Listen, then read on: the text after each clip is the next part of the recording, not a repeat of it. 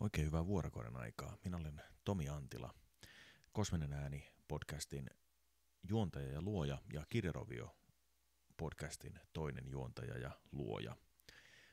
Ajattelin tällä kertaa esitellä teille maailman maagisesti tylsimmän, mutta tripauttavimman ja informatiivisimman minicast-konseptin. Nimittäin ajattelin tuoda teille sivistystä siitä, että millaista tieliikennekulttuuri ja ylipäätään millaisia ajatuksia ja filosofioita ihmiselle kehkeytyy hajaessa. Tämä on itselleni hyvin läheinen aihe ja ajattelin jakaa sen tietysti teidän kanssanne. Aihe saattaa olla joillekin teille lyhytjännitteisille ihmisille äärimmäisen tylsä, mutta jotka etsitte ehkä jonkinlaista tyhjennystä siinä työpäivän jälkeen, kun kaikki työkaverit ovat olleet aivan perseestä ja haluatte jotain aivan täysin erilaista, niin teillä on tässä mahdollisuus sellaiseen. Tässä taustalla loittonee meidän ravintolamme. Tässä näkyy meidän huvimajamme. Saatan tässä matkan varrella pysäytellä kuvaa ja kertoa teille lisää, että mitä kulloinkin tapahtuu. Pahoittele tuosta työkalupaakista, mikä siellä, tai työkalurivistöstä, mikä siellä näkyvällä taustalla. Mulla on itsellä tapa aina sellainen, että laitan kirjan kuunteluun, kun teen jotain, eli treenaan tai trekkaan tai ajan tai muuta. Tässä kohtaa kuuntelussa on Carl Jungin Punainen kirja uudelleen. Tästä näkee aika hyvin muuten, miten aikamoinen risu savottaa edessä. Meillä on tiikkipuut lähteneet kävelemään. Tässä oli ennen metsä ja tiikkihän on siinä mielessä valtavan hieno puu, että ensimmäinen kerta sitä kasvattaessa menee 20 vuotta, mutta seuraavalla kerralla menee vain 10 sijoituksena. Aivan perseestä. No, mutta joka tapauksessa tässä lähdetään siis Sarakai-nimisestä kylästä kohti Pinjasia. Matka on noin suurin piirtein 23-24 kilometriä ja lämpötila saattaa vaihtua siinä ajassa parhaimmillaan 12-14 astetta. Näin syyskuussa, lokakuussa lämpötila ei vaihdu niin paljon, koska me ollaan täällä vielä meidän kesässä. Täällä on 2 vuoden aikaa kuuma ja kostea ja märkä ja sitten vähemmän kuuma, vähemmän kostea ja vähemmän märkä.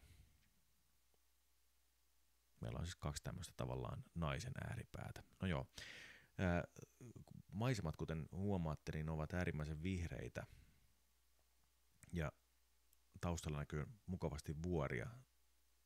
Tässä kohtaa aina hienoa nähdä näitä vihreitä vuoria. Ecuadorissa ei ole tapana nimetä vuoria. Ne on niin tavallisia täällä, että tämmöisiä vuoria, mitä näette tuolla taustalla, niin en tiedä niiden nimiä. Ne kuuluu siis Andien vuoristoon, joka tapauksessa me ollaan täällä eteläisessä Ecuadorissa aika lähellä Perun rajaa, noin suurin piirtein 80 kilometriä Perun rajalta. Tässä ollaan siis edelleen Sarakain kylässä, Sitio Naranjos jää tässä taakse. Talot ja muut hyvin perustaloja. Tässä näkyy vasemmalla esimerkiksi nyt tällä hetkellä tommonen hyvin perus tommoista elementistä tehty harmaa talo maalla, köyhä talo, jossa näyttäisi olevan siis bambulehväkatto. Ja kuten ehkä näette tuolta vasemmalta ylhäältä, niin siellä ei ole mitään verkkoja tai muuta, eli ullakolle tai tuonne ylähuoneistoon, niin pääsee aina lepakot majailemaan joka tapauksessa. Siinä menee mineraaliauto. Täällä on semmoinen kaikenlaiseen kultakaivosmafia-toimintaan liittyvää meininkiä paljon. Tällaiset autot joutuu ajaan täältä El Oron provinssista kaikista mahdollisista paikoista Portobelo-nimiseen paikkaan, jossa tämä kaikki materiaali käytetään läpi prosessointilaitteiston läpi. Ja sen myötä sieltä erotellaan sitten kulta ja muu. Niitä ei siis käsittääkseni saa rakentaa muualle. Tämä on siis ihan puhtaasti sen takia, että voidaan nyhtää ja lypsää rahaa sitten kultakaivosyrittäjiltä näistä siirtomaksuista. Ihan puhdasta mafiatoimintaa. Tällä tiellä on siis valtava määrä raskasta kalustoa, joka on aina ylikuormattua, ajaa hitaasti ja se syö tätä tietä, joka ei valmiiksikaan ole mitenkään infrastruktuurisesti voimakkain mahdollinen. Esimerkiksi tässä ajellaan suurin piirtein noin 65 kilometriä, 70 kilometriä tunnissa parhaimmillaan tässä kohdassa tämän auton takana. Tämä on suhteellisen nopea ajoneuvo verrattuna niihin, mitä tässä matkalla tullaan vielä näkemään. Aina hyvin vihreätä. Vihreä on äärimmäisen terapeuttinen väri. Ei tarvitse käydä terapiassa, kun on vihreätä joka paikassa. Tulee halvaksi. Myös viini tulee halvaksi, mitä tässä samalla särvin.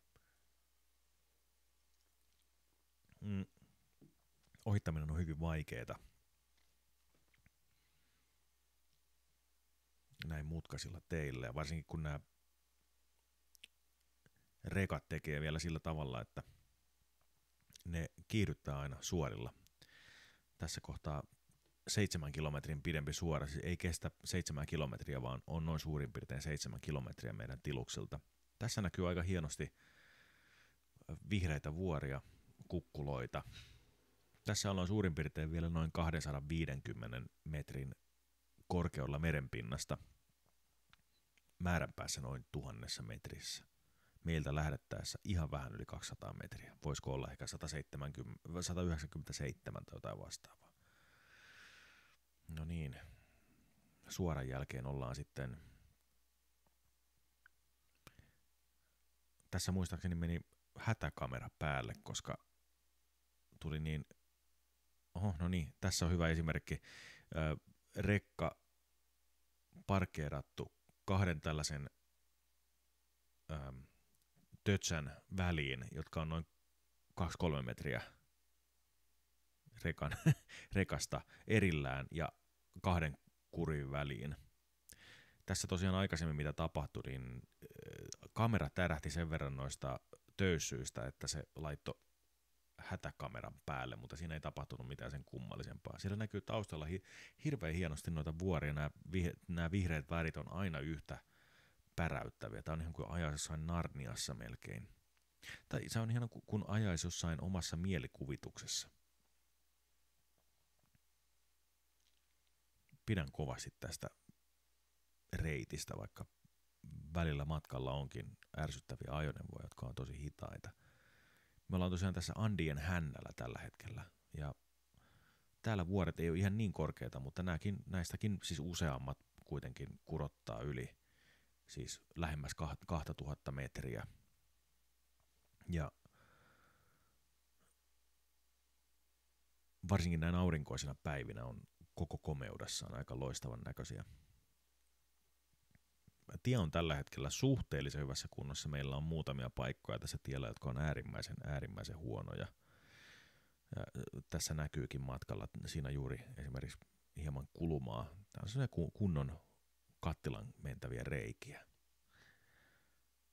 Perinteistä 20-30 kilometrin mateluvauhtia kulkevia ylilastettuja autoja tässä meillä edessä.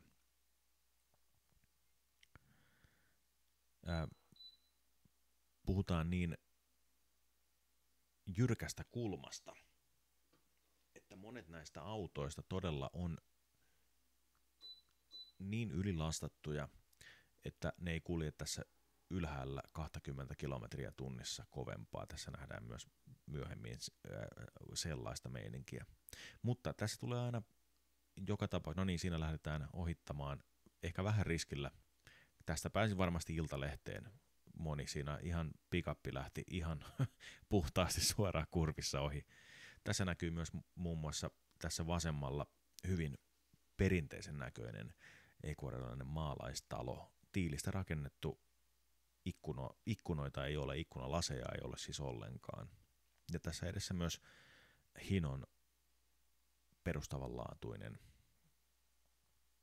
kuljetusajoneuvo. näissä monesti menee eläviä eläimiä turvasta tai nenärenkaasta tuonne ylhäällä näkyvään yläpalkkiin sidottuja lehmiä, sikoja, sonneja, hevosia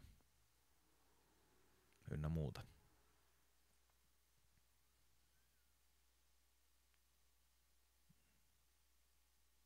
Hyvin tuttu näky itselleni Ecuadorin tieverkostoa usein ja aktiivisesti käyttävänä on juuri tämä. 21 kilometriä tunnissa taitaa olla tällä hetkellä tuntivauhtia. Kytätään parasta mahdollista ohituspaikkaa. Siinä se tulee ja näin päästään kätevästi ohi. Alla on siis Volkswagen T-Cross-auto. Ei ole mikään maailman paras vuoristoajoneuvo. Varmasti seuraavaksi täytyy ostaa isommalla koneella oleva auto, mutta sillä pärjää hyvin. Se on hyvin näppärä, varsinkin alas tullessa. Ja ylipäätään vuoristoteillä siinä mielessä sen etu on se, että se pitää helvetin hyvin kurveissa ja se on erittäin stabiili auto. En ole ikinä ajanut niin stabiilia autoa kuin tuo. Esimerkiksi Appiukon Toyotan Land Cruiser niin ei ole yhtä vakaa, vaikka onkin isompi auto ja V6-moottorilla vielä varustettu. T-Cross ottaa kurvin paremmin kuin mikään muu ajoneuvo, mitä on tällä hetkellä vielä ajanut täällä. Ja se on paljon. Se on paljon sanottu, koska oikeasti täällä juuri se, että itse pysyy penkin keskiosassa on äärimmäisen tärkeä. Mä en ole mikään hirveä automies itse, mutta se ajotuntuma on helvetin tärkeä. No tässä näkee hyvin taas sen, että mitä tapahtuu, kun ajoneuvojen nopeus on noin suurin piirtein 20 kilometriä tunnissa. Siellä siis viedään traktoria louhimolle varmasti. Siellä kurvissa pari ajoneuvoa jo ohitti täysin näkemättä, että mitä sieltä vasemmalle kaartuvasta kurvista tulee vastaan. Tässä on selkeästi näkyy tuosta edellä ajavan ajoneuvon jousista, että tuo on äärimmäisen laittomasti ja ylipakattu. Siellä on varmasti noin puolet sitä enemmän, mitä tuossa saisi tuommoisen ajoneuvon maksimipainoa varmasti yli, koska se ei lähde ohittamaan edessä ajavaa ajoneuvoa, koska just tuommoiset autot on hyvin usein ohittamassa ensimmäisenä, jos ne on tyhjinä. Se näyttää siinä, että menee ohi suoraan kurvissa. No niin, hyvin menee. Tästäkään ei ikinä tiedä, että lähteekö se itse ohittaa vai näyttääkö se mulle, että lähde ohittaa. Tämä on aina hyvin mystistä. No se näytti nyt tässä kohtaa minulle, että lähde ohittamaan. Vähän ehkä riskillä mennään tässä taas, mutta kuitenkin vauhti oli niin hidas tällä edessä menevällä ajoneuvolla, että ei tossa viitti olla perässä hirveän pitkää aikaa. Kurvit on tosiaan melkoisia. No tässä olisi ollut ehkä vähän järkevämpi ohittaa, mutta joka tapauksessa tässä näkyy taas muuten se, että miten helvetin vihreitä toi kaikki on. Ja tässä on just itse asiassa muuten molemmilta puolelta kaupungin työntekijät vetänyt viikatteella kaikki nämä pientareet vapaaksi talven jälkeen. Tässä on yksi näistä huonoista kohdista. Tämä on ollut varmasti siitä lähtien, kun mä oon täällä asunut. Tämä samainen kohta on ollut aivan paskana. Tätä ei koskaan päästy uudelleen asfaltoimaan tai muuta vastaavaa. Tässä on välillä venezuelalaisia lapion varressa tasottelemassa ja pyytämässä rahaa.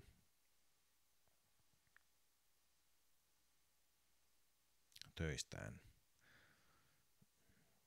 Kuten sanottu tuossa aikaisemmin, niin kuuntelen samalla Carl Jungin punaista kirjaa, ja tässä kohtaa muistaakseni Carl Jung puhuu helvettiin laskeutumisesta, jokaisen omaan henkilökohtaisen helvettiin, jokaisen omaan sielun autiomaahan. Se varmasti nykyisellä self-help-kielellä voisi kuulua jotenkin sillä tavalla, että täytyy astua mukavuusalueensa ulkopuolelle. Ecuador on eräänlainen helvetti monessa mielessä suomalaiselle ihmiselle, mutta se sotkee hienosti sitä konseptia, että mitä kaikki järjestys ja kaikki muu, no niin, tässä muuten näkyy hyvin, että tässä juuri tämä kuorma-auto tuossa vasemmalla, tai toi kuormuri varmaan se on lähdössä ohittamaan, mutta ei lähdekään, koska sieltä tulee auto vastaan, tuo valkoinen auto, joka tulee tältä vastaan tulemien suuntaan. Kuormurin täytyy tästä koukata näin kätevästi takaisin. Ajaa keskellä tietä ja vielä yrittää, mutta ei voi lähteä. Tämä on autistiselle ihmiselle tai jotenkin autismiin taipuvaiselle ihmiselle aivan helvetillistä. Suoraan kurvissa henkilöauto siellä. Tuosta olisi päässyt kans Iltalehteen aika messivästi tuommoisella ohituksella.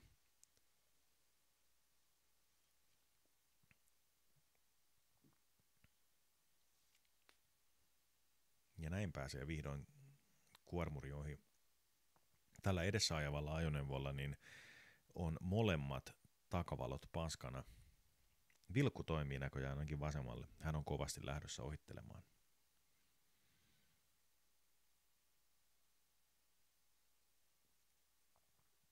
Siellä oli luu pihalla mukavasti edessä ajavalla kuorma-auton kuljettajalla. Tässä muuten myöskin vasemmalla puolella näitte juuri. Tästä oli siis muutama talvi sitten romahti puolet maantiestä ja sitä ei ole koskaan saatu korjattua. Se on edelleen tuommoisessa erittäin huonossa kunnossa ja siihen on hieman lisätty tähän vasemmalle puolelle asfalttia, kuten tästä kuvasta näkyy, niin tästä tosiaan oli puolet pois ihan tuohon keskiviivaan asti. Ja nyt siihen on lisätty maata ja asfalttia hieman. Tuossa on siis semmoinen suurin piirtein 200 metrin pudotus vasemmalle, mitä tuosta valitettavasti tuulilasikkamera ei näytä. Stiilin mainoskin vilahti siellä taustalla, hieman säänpieksämä. Tästä kohtaa suurin piirtein alkaa pilvimetsä, eli pilvimetsä on siis semmoinen sademetsän esimuoto, eli sadetta on tietty määrä, mikä ei kuitenkaan riitä riittämään sademetsään saakka. Tässä ollaan Tjorvi-ringon kohdalla. Tässä oikealla puolella on yleinen kylpypaikka, josta on siis tehty vuoristovedelle vilvoittavat kylvyt, ja vasemmalla puolella on suhteellisen hirveä kansan kahvila. Siellä näkyy vasemmalla näitä tötsiä, minkä alla ihmiset sitten lihavien vatsojensa kanssa juo kahvia ja syö boijoa. Boijo on äärimmäisen herkullista kylläkin. Puusto alkaa selkeästi muuttua tässä vaiheessa. Se alkaa vehreistyä ja tulla vielä enemmän vihreäksi. Kaikki kuivuus loistaa poissaolollaan, mitä saatte ehkä tuolla aikaisemmin havaita. Hienosti näkyy muuten plataani- ja banaanipuita siellä, jotka on kasvanut ihan tuosta vaan satunnaisesti teiden varsille. Roskia on myös teiden varsilla paljon.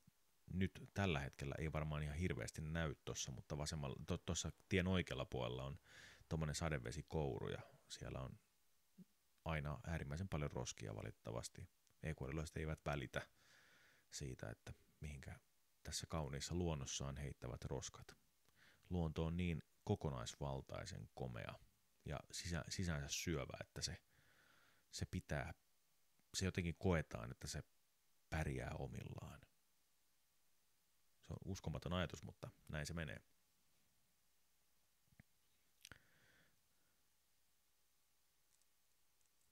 Teen jonkun kaupassa käyntivideon, missä näette kanoja ja muuta ja mitenkä kanat tonkii roskia aasien kanssa. Joka tapauksessa niin tässä aletaan läheneen pikkuhiljaa Hokotokon luonnonsuojelualuetta. Se on tässä suurin piirtein vasemmalla puolella tietä ylöspäin mentäessä. Se on siis tämmöinen suurempi Etelä-Amerikassa toimiva pohjoisamerikkalainen hyväntekeväisyysjärjestö, joka ostaa tärkeitä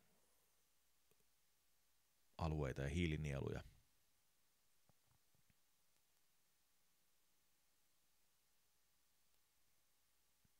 Vanha luonnonsuojelualue.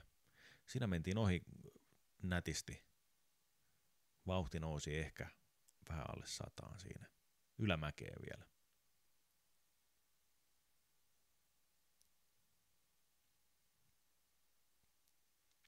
Ja näin Ecuadorissa siis monesti ajetaan joko liian nopeasti tai liian hiljaa. Ja nyt tässä kyseinen, muistaakseni Hyundai taitaa olla tämä auto, toteuttaa vähän sitä liian hiljaa ajamista. Ehkä se ei kulje kovempaa tai muuta. Siellä on suurin piirtein, siellä on 4 ihmistä taitaa olla tällä hetkellä kyydissä. Nyt aletaan olla lähellä Moroa tässä kohtaa, eli näin tamperelaisen sydäntä lähellä olevaa paikkaa. Tässä on siis tämmöinen perinteinen tienvarsi-alttari. Niitä ei siis tehdä kuolleille, vaan nämä on tämmöisiä tienvarsipyhimyksiä. Tästä ei näy kauhean hyvin sitä, mutta se on tämmöinen paikallinen neitsyt kultti. Täällä on kaikilla paikkakunnilla oma neitsyensä, jota palvotaan, ja neitsyt yleensä laitetaan sinne tien varteen aina pööpöilemään, ja tässä se näkyy. Siellä on muutama auto antamassa lantteja, sytyttämässä kynttilöitä, semmoisia sähkökynttilöitä, mitä ehkä olette nähneet jossain Espanjassa muun muassa, kun menee johonkin katedraaliin, niin siellä näkyy, miten kolikolla voi syttää kynttilän. Täällä voi tehdä samalla tavalla näille tienvarsipyhimyksille. Nyt ollaan äärimmäisen lähellä toista Hokotokon sisäänkäyntiä.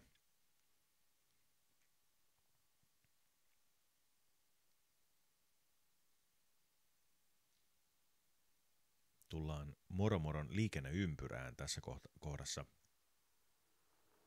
Maisemat on huikeet.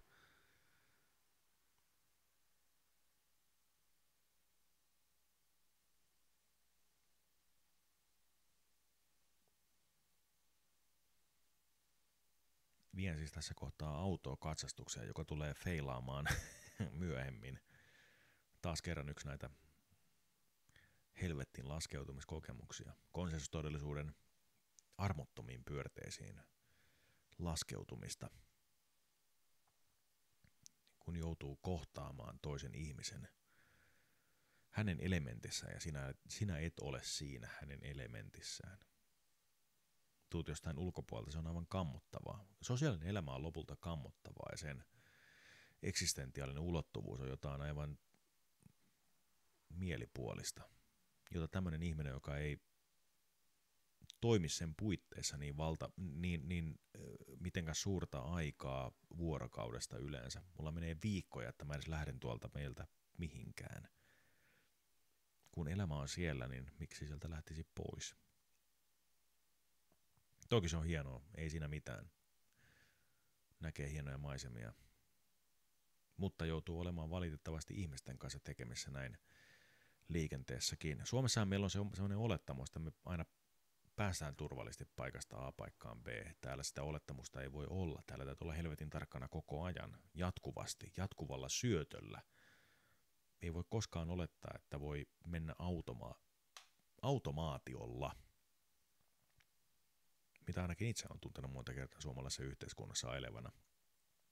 Se kollektiivinen tajunta, josta Jung puhuu myös, niin se on jotenkin läsnä. Kun iskee jalkansa Suomen kamaralle, niin tuntuu, että kaikki hoituu. Kaikki tuntuu siltä, että ymmärtää ihmisiä. Täällä ei ymmärrä. Täällä kaikki ajaa huonosti. Liian nopeasti, liian kovaa, liian hullusti, liian jotain. Itse yrittää tehokkaasti. Ei aggressiivisesti, mutta tehokkaasti. Ystäväni Jarkko sanoi aikanaan, että aggressiivinen kuljettaja joutuu todennäköisimmin onnettomuuteen viitaten sillä meikäläiseen. Ja minä en ole koskaan ollut missään onnettomuudessa. Aina kop vaan, mutta päässyt aina kuin koira veräjästä. Tässä kohtaa tullaan aika lähelle Pinjasia jo. Meidän lähetysaikamme alkaa olla lopuillaan. Siinä oppista keikkaa. Siinä oli vajoama fajaheologika, kuten täällä sanotaan. Siitä oli alhaalta siis tämmöinen silta, minkä yli mennään tässäkin nyt, niin romahtanut, ja sitä on tuettu sitten sen jälkeen, ja se on tuolla tavalla mutkalla alaspäin. Siinä täytyy aina hiljentää noin suurin piirtein 40 kilometrin tunnissa, ettei puskurit ota maahan siinä kohdassa.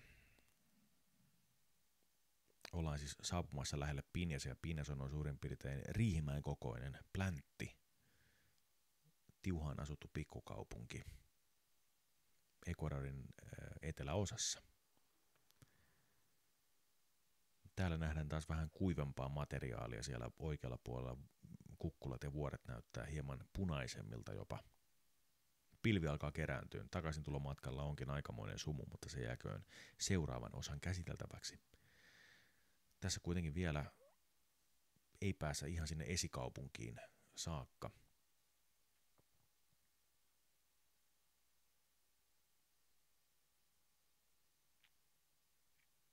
Tässä tulee epäonnistunut ohitusyritys.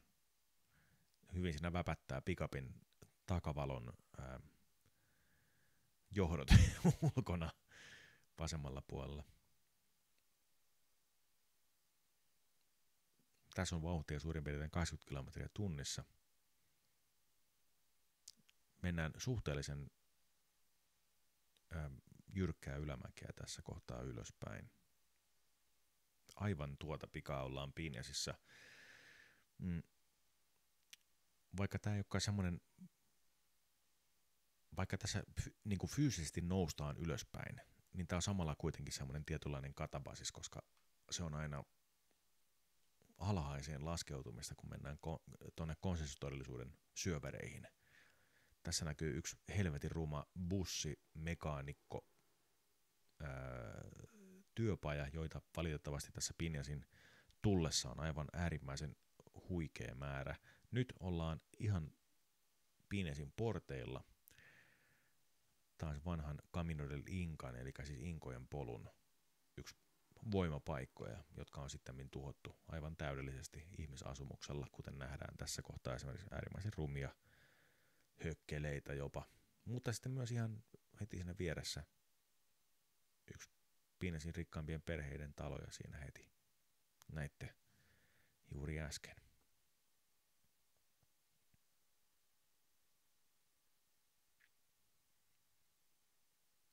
Jalkakäytäviä ei pahemmin ole. Ihmiset aika vaarallisesti ottaa riskejäkin täällä. Siinä nähdään oikealla puolella vielä, mitenkä 2 vuotta sitten pormestarin vaalit on yhä läsnä Pinjasissa, niitä ei koskaan ota pois sieltä.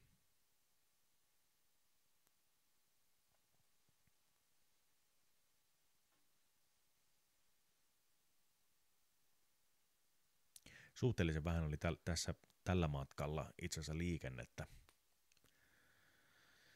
Nyt näette tässä kohtaa ecuadorilaisen movin, eli siinä missä normaali suomalainen ajattelisi, että kun tämä auto tästä edestä kääntyy vasemmalle, niin sillä on etuajo-oikeus kääntyä ensin. Täällä se sääntö on aivan sama, mutta täällä tavan mukaan, jos autoja on taustalla, niin ei lähdetä kääntymään, vaikka käännyttäisiin vasemmalle, ettei se takana oleva tule kylkeen. Eli mitä edellä ajava vasemmalle kääntyvä vastaan tulevien kaistan ylikääntyvä auto tekee, on laittaa vilkku vasemmalle, ryhmittyä oikealle ja näin odottaa, että näin sieltä näytti kaveri kädellä menee ohi ja mennä ohi ja odottaa, että ne autot takaa menee ohi ja sitten vasta kääntyä. Siinä missä suomalainen ryhmittyy oikeammanpuoleisella kaistalla vasemmalle ja kääntyy vasemmalle etuajo-oikeuden turvin, niin täällä se tehdään niin, ettei kukaan tule omasta ovesta sisään, mitä varmasti tapahtuu hyvin usein. Tämä on se käytännöllinen asia, joka ei ole siis lainmukainen, vaan käytännön mukainen. Hyvin yleistä täällä.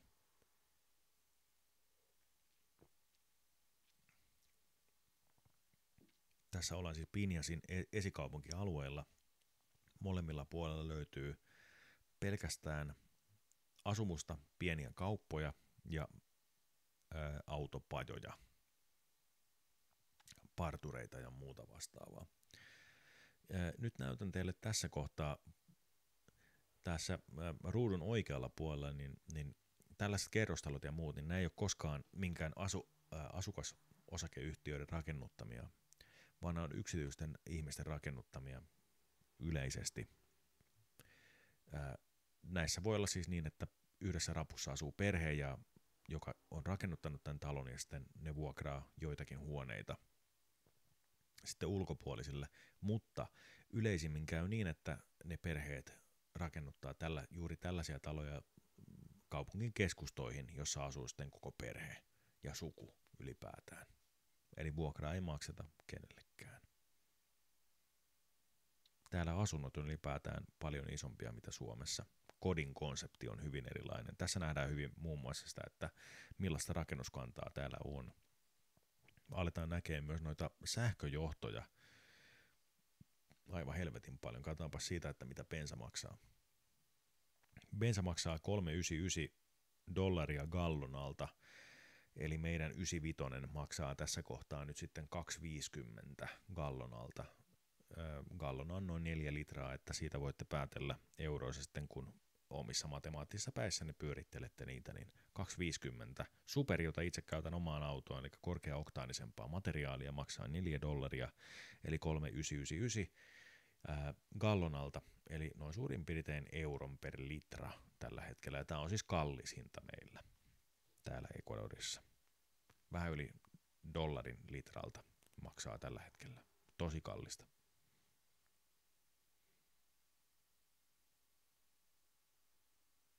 On ollut parhaimmillaan 4,20 per gallona, ja se on noin suurin piirtein tarkoittaa, että oma tankki tulee täyteen yli $50, eli noin suurin piirtein 45 eurolla. Tässä kohtaa aletaan olla lähempänä Pinesin keskustaa. Oikealla puolella näkyy paikallinen poliisiasema. Nimenomaan liikennepoliisiasema. Ecuadorissa poliisit on jaettu eri osastoihin. Ei ole siis kuten Suomessa, että tavallinen poliisi voi olla niin liikennepoliisi, rikospoliisi kuin, tai siis liikkuva poliisi, liikennepoliisi, liikkuva poliisi ja muuta. Ja voivat toimia siis Suomessa ja toimivatkin eri segmenteissä. Sama poliisimies täällä, ne on hyvin tiukasti jaettuja, ihan kuten Espanjassakin. Täällä on urbaanissa Pinhasissa. Kuten huomaatte, niin täällä on tapana maalata vain rakennuksen etupuoli, ihan niin kuin Venäjällä. Tässä oikealla puolella muun muassa näkyy hyvä esimerkki siitä.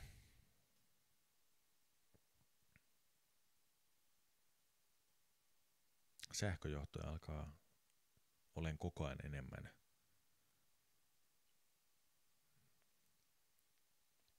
Minun luotettu viinakauppanikin siinä vilahti vasemmalla puolella tietä.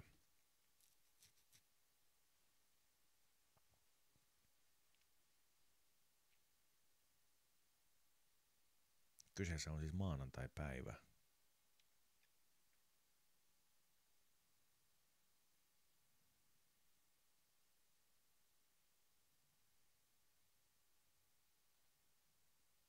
Pinhasissa on paljon rahaa, paljon mineraaleja ja rikkautta, mikä näkyy toki sitten myös suhteellisen uudessa autokannassa. Autokanta muuten on aika perseestä, mutta varsinkin tämän raskaan liikenteen puolelta, ja hyvin vähän reguloitua valitettavasti, mutta Pinhasin autokanta näyttää suhteellisen paljon uudemmalta kuin Suomen, ainakin jossain kohdissa. Ehkä tällä videolla ei välttämättä niinkään. Siinä näkyy aikamoinen viidakko kaapeleita siinä oikealla puolella ruutua tällä hetkellä. Suhteellisen epäesteettistä kamaa. Ja samoin tällaiset rakennukset, mitä tässä oikealla näkee, niin on hyvin yleisiä valitettavasti Ecuadorissa, jotka on täysin arkkitehtonisesti perseestä ja ruumia ja aivan käsittämättömän hirveitä, rappaamattomia paskakasoja, jos näin ihan suoraan rumasti sanotaan. Ja sitten siellä on kuuluisat siniset ikkunat. Näitä myytiin aikanaan, tässä oikealla puolella nähdään tuolla yläkulmassa. Näitä myytiin aikanaan suojaa UV-säteilyltä. Niitä on ihan tällaisten vasemmalla näkyvien talojenkin, missä tällä hetkellä ei ole siis ikkunoita, niin näiden talojen ikkunoina myös, jotka on aivan käsittämättömän kamalia esteettisesti.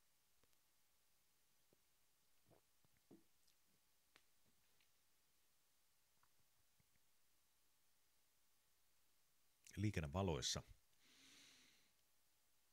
Piniassa on ollut liikennevalot vähän kauemmin kuin Kreikassa, jossain saarilla. Me käytiin Aios Nikolauksessa meidän perheen kanssa ensimmäistä kertaa vuonna 1990 jotain lopussa varmaan. Ja siinä oli ihan hiljattain laitettu liikennevalot. Täällä on ollut vähän kauemmin, muutamia vuosia aiemmin.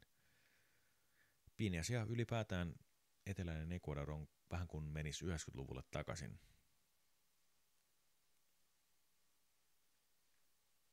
Liikennejärjestelyt on vähän perseestä.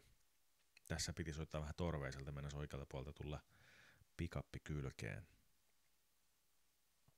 Mutta Piniassa on äärimmäisen hienot maisemat ja ihmiset on suhteellisen lainkuuliaisia verrattuna muihin ecuadorilaisiin. Maanantain keskipäivä, kello on tässä kohtaa 11.50, niin suhteellisen vilkasta. Ecuadorissa on suhteellisen pillurallikulttuuri myös, mitä ehkä Suomessa ei välttämättä enää niin voimakkaasti ole. En tiedä, en ole asunut siellä pitkään aikaa, mutta joka tapauksessa niin sellainen kuin se oli mun nuoruudessa, niin se on täällä vielä nykyään. Ihmiset tykkää ajalla viikonloppuun alla, ottaa häppää ja muuta. Täällähän poliisilla ei ole siis alkometrejä, eli täällä valtava määrä ihmisiä ajaa humalassa jatkuvasti.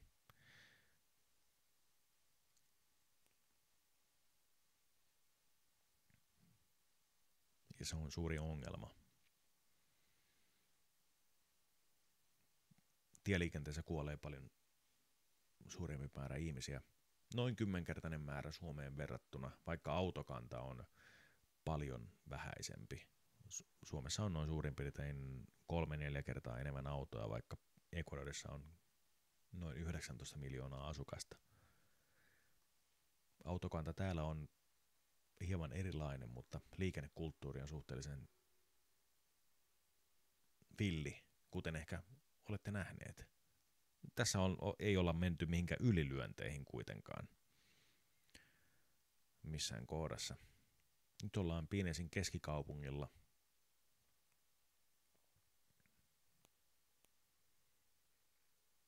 Matkalla katsastuskeskukseen.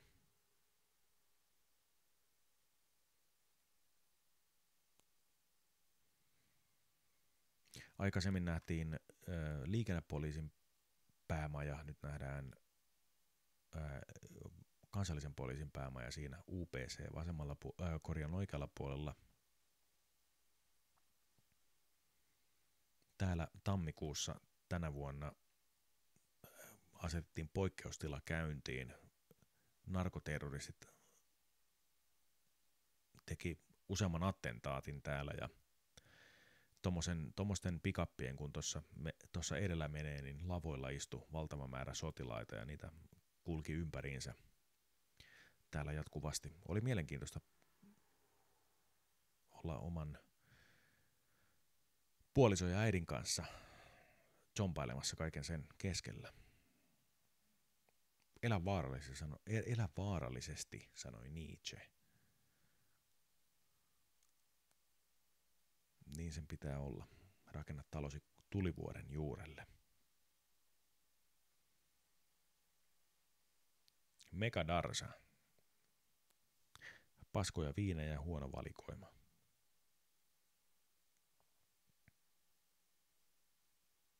Tässä aletaan itse asiassa läheneen nyt sitten tästä alkaa muistaakseni Pinjasin kuuluisa kävelytie. Tällä pormestari edellinen, siis äärimmäisen korruptoitunut El Tigre, bostaili ja kehuskeli tällä noin suurin piirtein 6 kilometrin tavallisella kävelytiellä, jonka hän siis rakennutti korruption rahoilla. Ja tämä on nyt sitten hänen ylpeytensä, jota ihmiset tulee ihan yhä nykyäänkin kävelemään kyllä, koska tämä on ainoita paikkoja, jossa korkeuserot ei ole niin hirveitä ja jossa tosiaan ei ole pelkoa sille, että jää auton alle tai muuta. Pyörän alle tai mopon alle voi jäädä, koska tuossa kyllä ajelee mopojakin välillä aina. Eli sikäli tämä on ainoa, siis kirjaimellisesti ainoa tämmöinen leveämpi, tavallisempi kävelykatu tai jalkakäytävä koko Pinjasissa, tämä mikä näkyy tässä oikealla nyt suurin piirtein. Sen kokonaismitta on suurin piirtein 8-6 kilometriä yhteensä.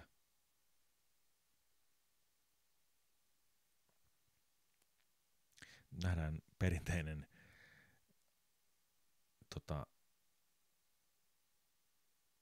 chapechado, eli töyssy.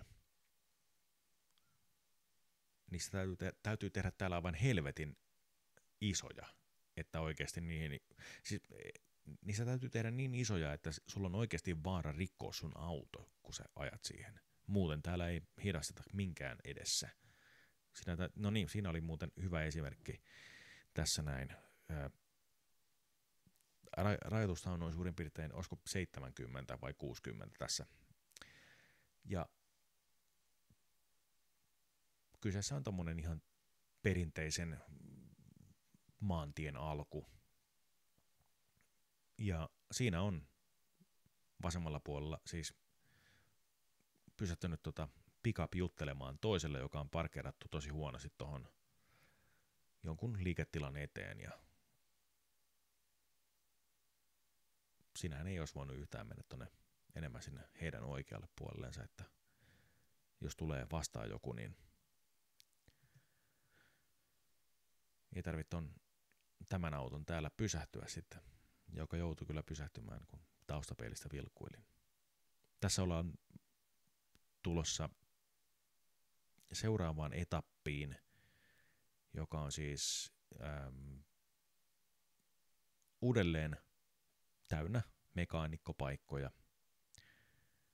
Kuten huomaatte, niin täällä ei paljon mitään viihdykettä ole, mitä olette nähneet tällä hetkellä, ravintoloita tai baareja tai muuta. Ne on sitten eri paikoissa, niitäkin toki on, mutta ne on hyvin eri konseptilla kuin Suomessa. Maisemat toki on hienot. Ainoa mikä sen pilaa on nämä vitun ihmisasutukset ja nämä hirveät mörskät, mitä täällä on. Kaapelit ja muut vastaavat.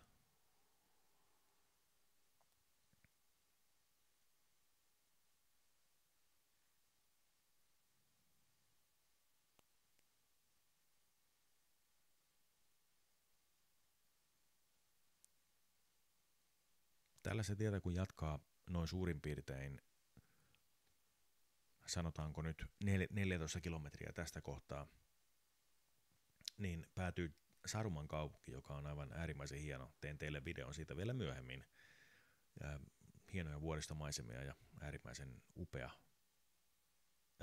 Pueblo Mágico, eli se on yksi näistä Ecuadorin maagista kylistä, toisin kuin Pinjas, joka on pilattu jo kauan sitten.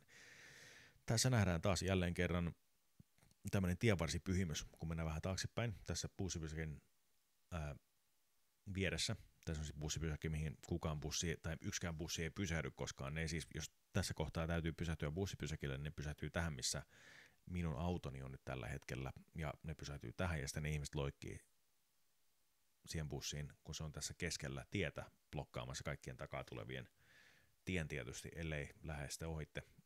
Toki tässä on kurvi vasemmalla, joka tekee sitä vaarallista, mutta joka tapauksessa. Niin tässä on siis tämmöinen tienvarsineitsyt, joka on tämän tämmöisen pikkuisen kappelin alla tässä kohdassa.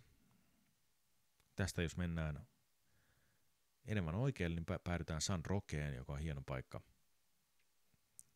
Mutta me menemme katsastusasemalle ja siellä näkyy vuoret aika hienosti taustalla tällä hetkellä.